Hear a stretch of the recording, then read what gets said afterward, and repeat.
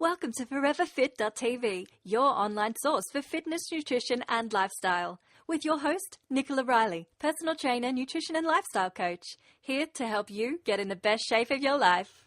Welcome to ForeverFit.tv. I'm Nicola Riley, your online personal trainer, nutrition and lifestyle coach. Now today on the show, we are taking this real health message to the animal world. I have got a fantastic guest on, Liza Schneider. Now she is a holistic vet based here in Tauranga and she is incredible. I've been to her a few times with my wee Ellie. I say a few times because she put me on the right path, and now Ellie is a super happy, cheerful little wee dog, and if it wasn't for the help of her, I wouldn't have been able to get on top of her little wee digestive issues that she was dealing with at the time of being a puppy. So without any further ado, I'm going to head into this interview with Liza. I hope you enjoy it. To find out more about her, head to holisticvets.co.nz. And if you have any questions about the show as well, Liza will be more than happy to be able to help you out. She does consults all over the country. She can do them on Skype and online or over the phone. And then, of course, if you're in Tauranga, you can bring your wee puppy or cat into her, and she would love to meet you and them as well. And, of course, any other wee animal that you may have in your life. So without any further ado, we'll get on in to this interview. Do you lack time? Are you just too busy to exercise? Do you struggle even to find the energy or the motivation to exercise? Then get ready to take your health to a new level in the comfort of your own living room. Fat-burning workouts as short as 8 minutes. Yoga routines to de-stress and sculpt and tones to help you create a lean, strong body.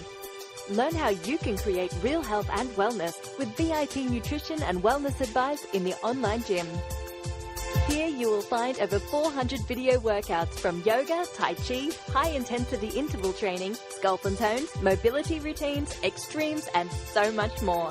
New workouts added weekly, along with cooking classes, menus, meal plans, webinars, and over 500 recipes to help you get in the best shape of your life. Sign up today at foreverfit.tv/online-gym. Hey, welcome to the show, Liza. You are a holistic vet, and I first discovered you with my little wee Ellie, and I'm sure the listeners have seen Ellie in a few photos, jumping into some videos, and I'd like to just send a huge welcome to you to the show. And why don't you start by just telling listeners a little bit about yourself and who you are? Thanks for having me, Nicola. This is a wonderful opportunity.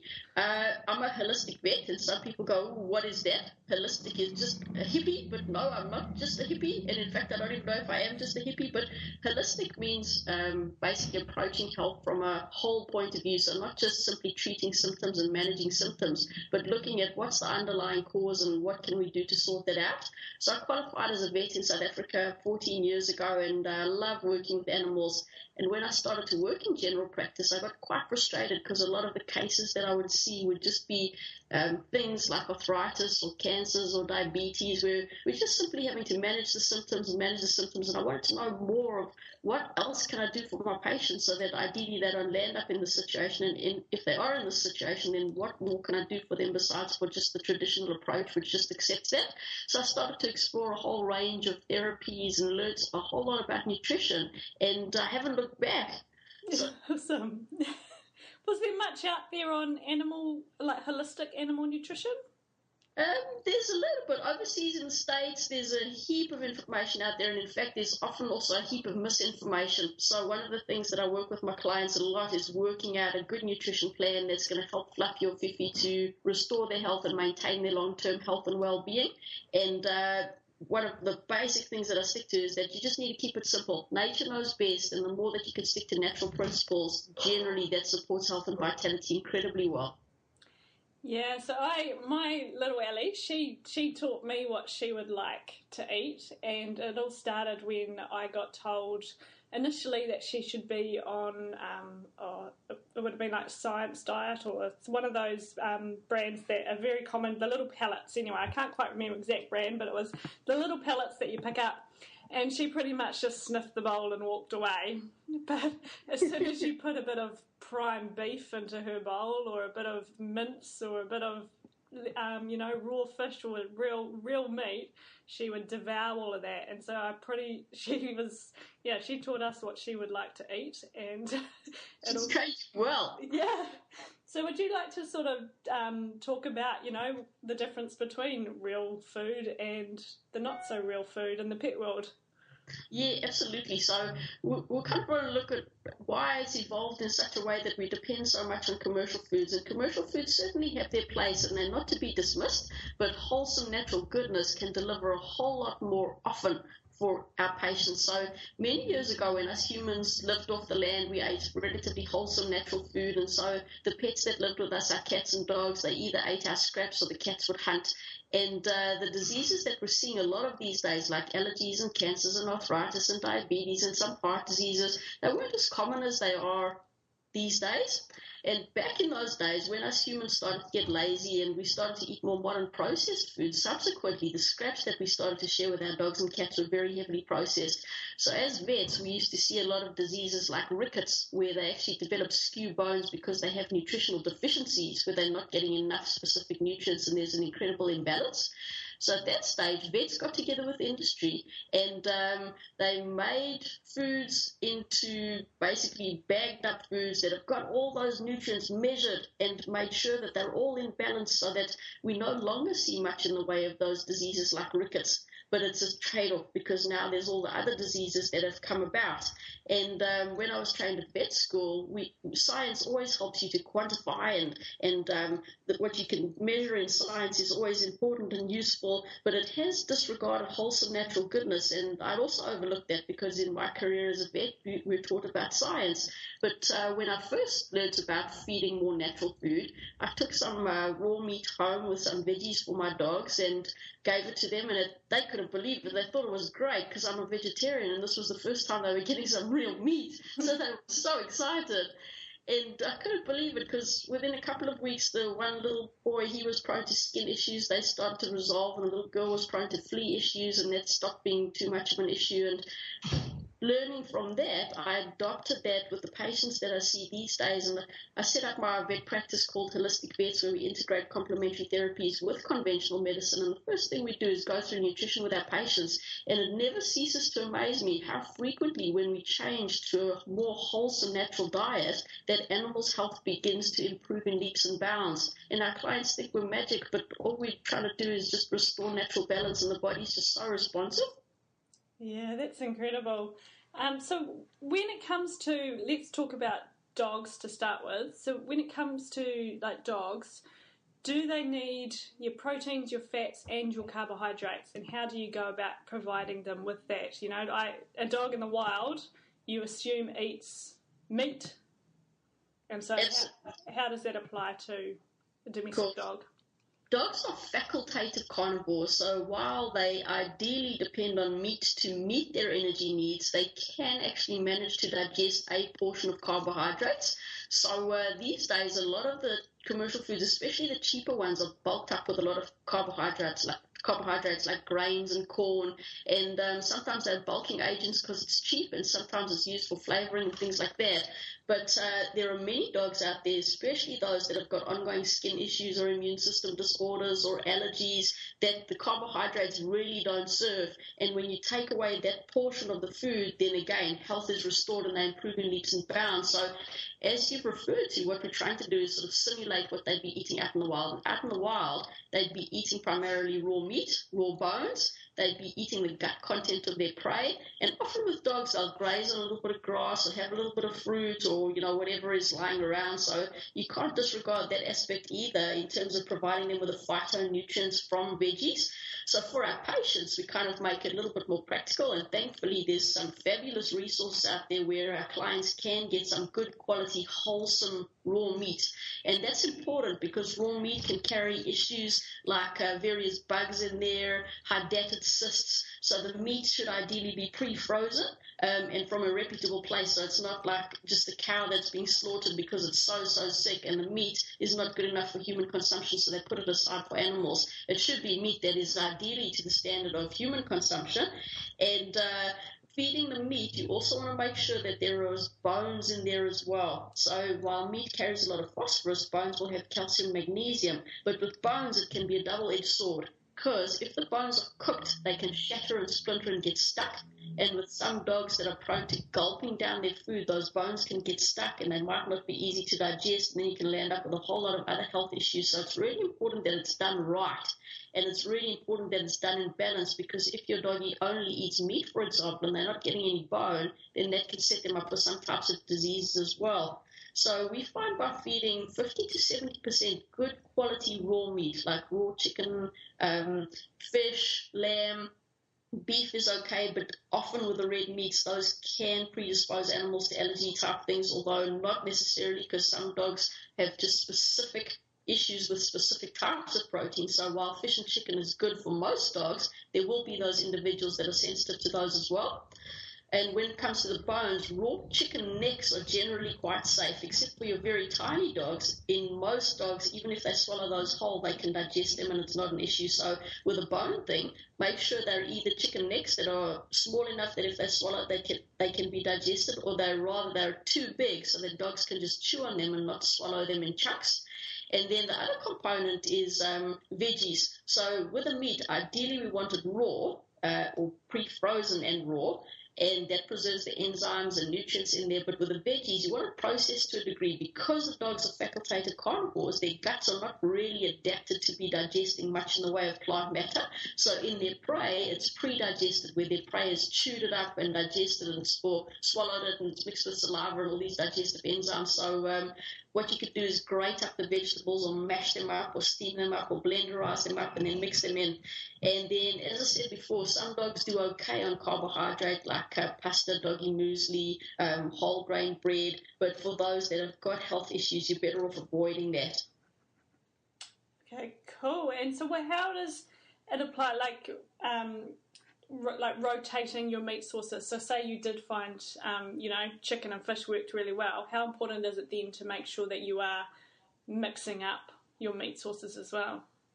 As long as you're getting a variety of the whole meat in, it's not too much of a major. Also, organ meats are not something that should be dismissed either. About a fifth of the meat content, it's beneficial if that's organ meat, so that's liver, kidney, and heart.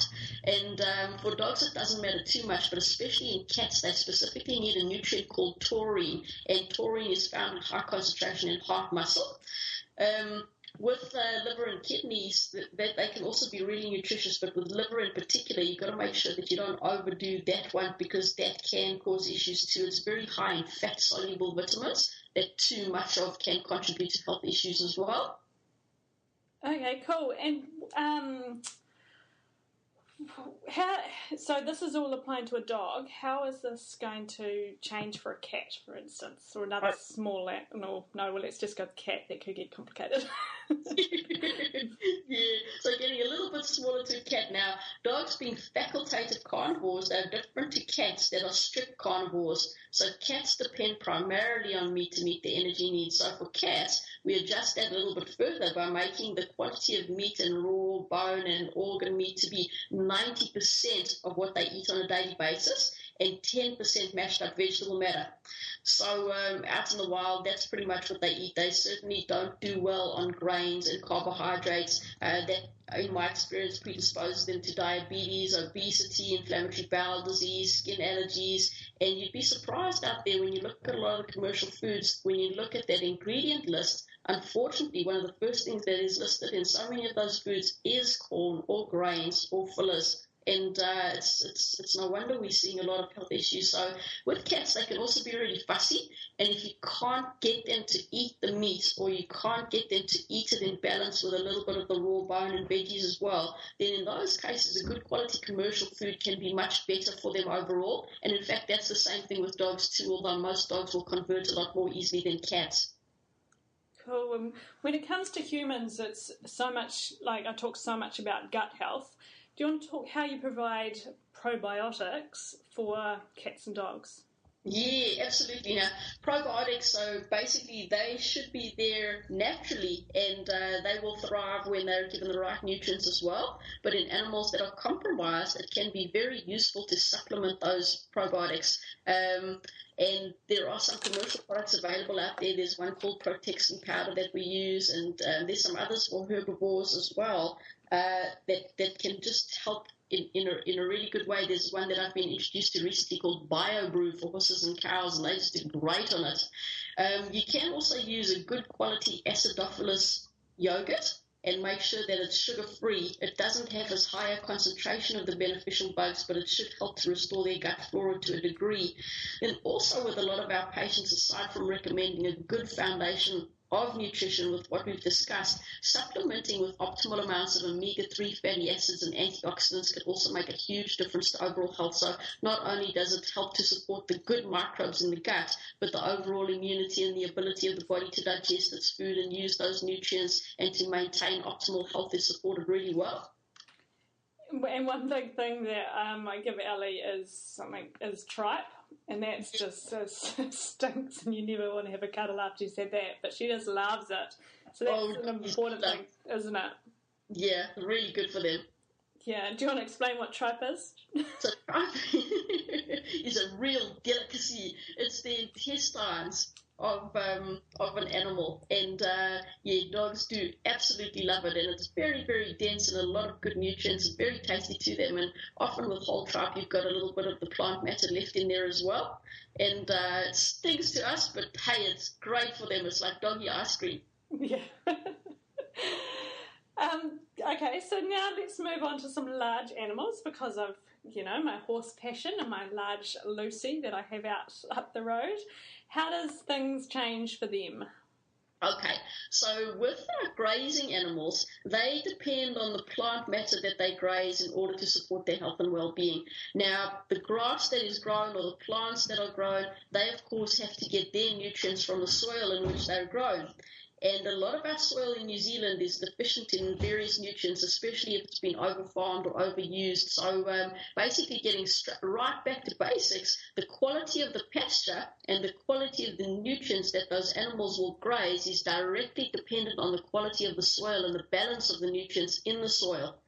So going to the lengths of making sure that the soil is balanced, and there's some companies that help with soil testing to help to see what is in there, what is deficient. And in fact, people who are really knowledgeable on the subject, they can actually help to understand a lot about what's going on with your pasture by just the type of plants and weeds that are growing in there.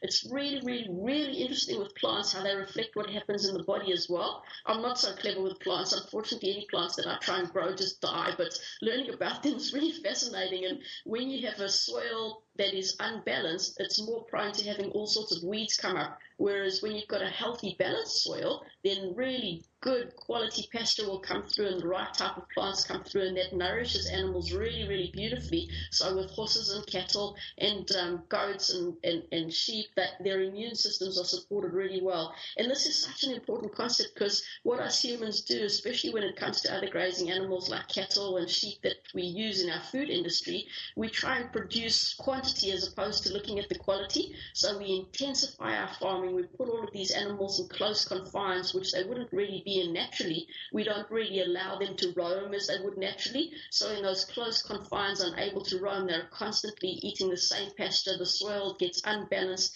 and then the subsequent pasture that comes up hasn't got high enough nutrients, so the animals' immune systems will suffer, so they tend to get sick or have higher worm burdens. And us humans get clever and go, ooh, they've got worms, let's kill them. So we drench them with a chemical thinking that we're solving the problem, but that's not the case, because we're not getting to the root of the problem. And so we try and get rid of the parasites, but their immune systems continue to weaken and get debilitated, and they'll develop like a respiratory tract infection and go, ooh, let's treat with antibiotics, or ooh, that's a disease that we can vaccinate against. And we keep in a vicious cycle, which is pretty unsustainable. So until we come back to a point of looking at quality and trying to restore those natural principles, we'll constantly be in a vicious cycle. And it's really interesting as well, because with those grazing animals that we eat, cows or cattle that are fed on pasture have a higher concentration of omega-3 fatty acids in their meat than those cattle that are brought up without that opportunity to graze on good pasture.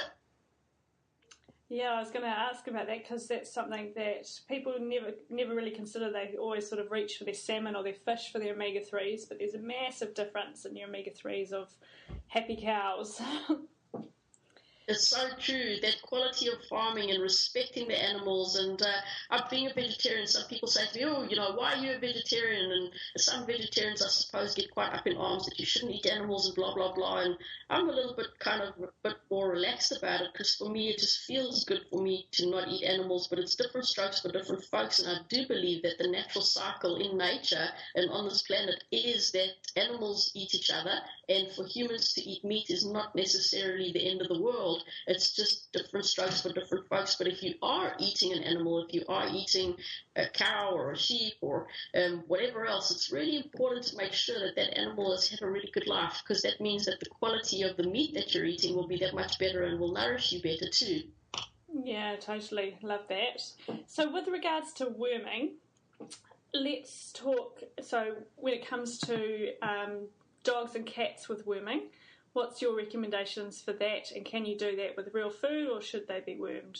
Okay, so this you've got to look at it quite carefully, because there are some worms that can be transferred from your dog and cat to us humans. So if you've got kids in the house and their hygiene isn't good, then Fluffy or Fifi having worms, being able to transmit that to the kids is a high-risk situation, and you want to avoid that. So you've got to look at it carefully. If there are no kids around and you're looking at the health and well-being of that animal as all that you've got to look at, we find that when animals are fed a wholesome, balanced, natural diet, they're much less prone to having parasite issues, both worms and fleas. It amazes me when we clean up the diet, the fleas tend to go away and not come back. Worm-wise, though, we assume as vets that all animals have a worm issue, and especially with the risk to kids and that type of thing, it's important to worm them with a conventional wormer every 3 months. So what we do for our patients is we try and work a little bit more individually. We weigh up the cost factors, the cost risk, or the cost benefit ratio, and decide, okay, there's not many kids around. Fifi or Fluffy, we can take a poop sample, we can send it off to the lab, we can find out, hey, are there actually worms in here that we need to provide a worming product for? And if there are, then we can go, all right, well, how high is that worm burden and how much impact is it having on Fluffy and Fifi? And then we can give our client the option of using either a conventional chemical wormer, or there are more natural products on the market that tend to give us good results. There's various herbs that have got anti-parasitic effect. There's some homeopathic preparations that sometimes work nicely, and there's things like Diatomaceous Earth, which are supposed to work to help to reduce a parasite infestation. And by doing what we call the fecal egg count, or checking out their poop sample, we can make sure that it's working, and if it's not, then change tack. But if there are kids in the house, you've got to be a whole lot more serious and make absolutely sure that there's nothing going on there. I love it, Fluffy and Fifi.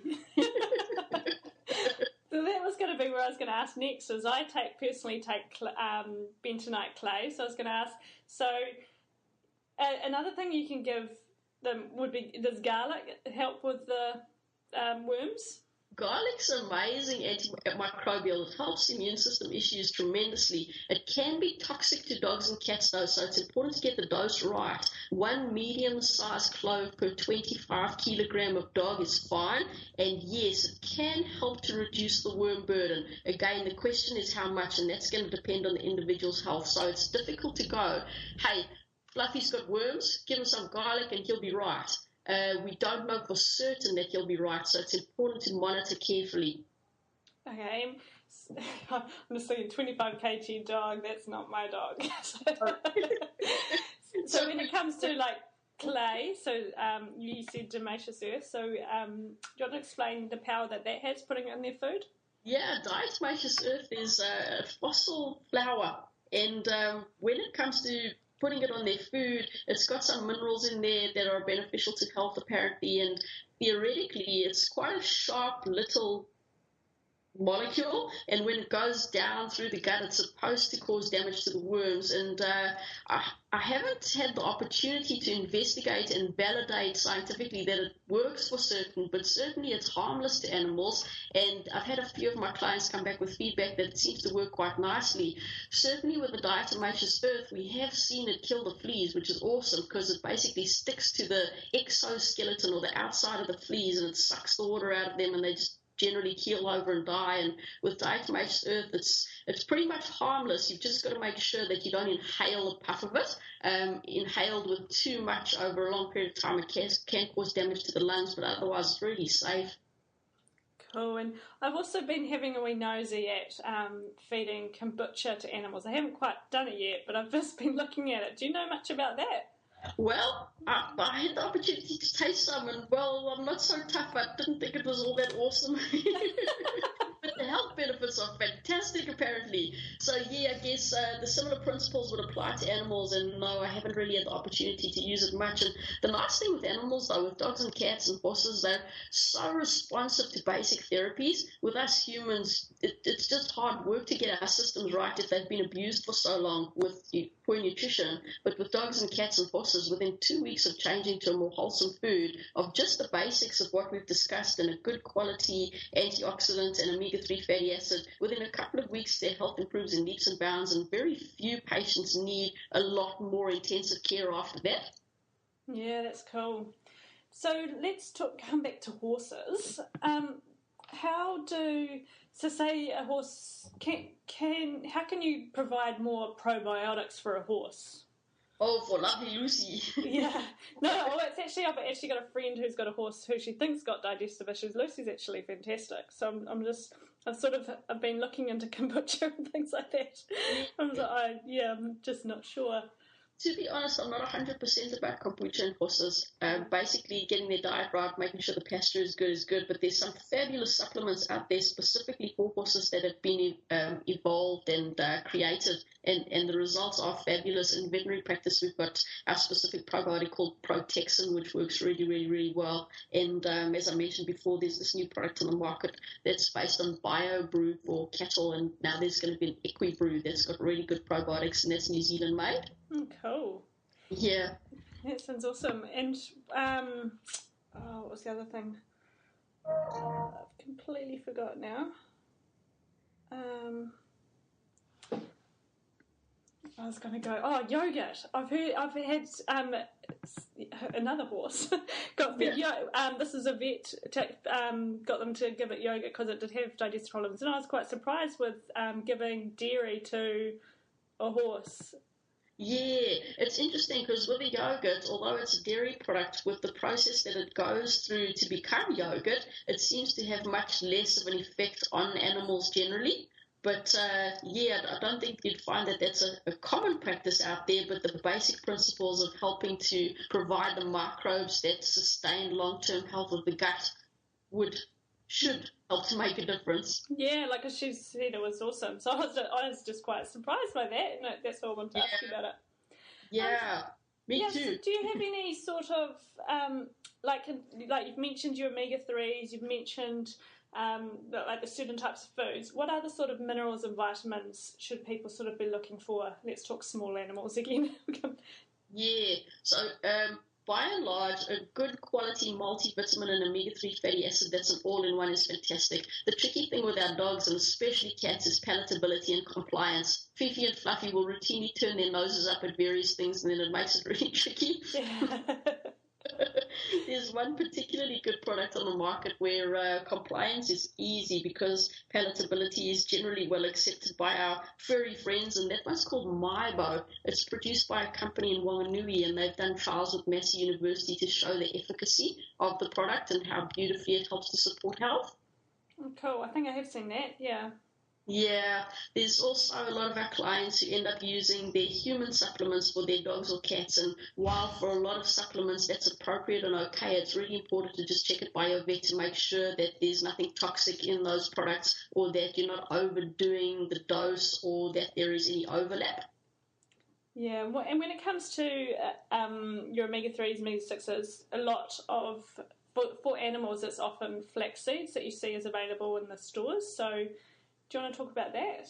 Yeah, flaxseed oil's got remarkable properties in terms of helping to support health. Those omega-3s are just fabulous as natural anti-inflammatories. They help to give the skin and coat an extra barrier of protection. They help with the sort of behavioral type issues and anxiety issues. And I take it too. It gives me a shiny coat. But with flax oil, it's got omega-3s in there that still have to be processed in the body of dogs and cats into another type of omega-3 before it becomes therapeutic and useful. So in animals that have compromised immune systems, and in cats, theoretically, they're unable to transform those omega-3s in the flax oil to those that are beneficial and useful. But having said that, many of our patients seem to disagree with the science because they take their flax oil and their health improves, their coats improve, and it amazes me how many cats who are so damn fussy. If you put some flax oil in front of them, they'll lap it up and they benefit from it. In cases where you have got compromised animals, and theoretically for your cats, your fish oils are better.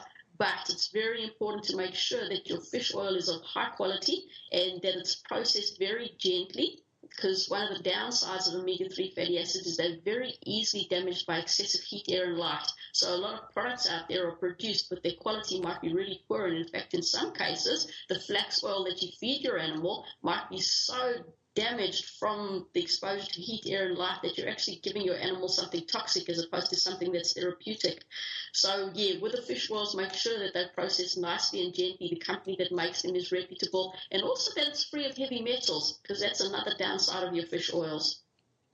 And they're not often, you don't often see fish oils for sale in a pet store, do you?